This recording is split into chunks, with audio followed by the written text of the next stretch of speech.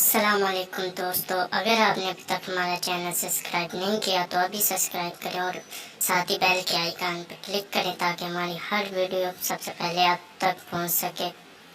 शुक्रिया। इकबाल कहता मेरा इश्क कहता होए और हुजूर ते दरूद पढ़न वाले तेरा सीना तो बुतखाना बनया। कदी सियासी मुहब्बत, कदी प्यो की मुहब्बत, कदी हुजूर फलाने की मुहब्बत, कदी फलाने दी। इकबाल कहता ता नदारत अज मुहम्मद रंगो बू अज दरूद खुद मयाला नामे हूं।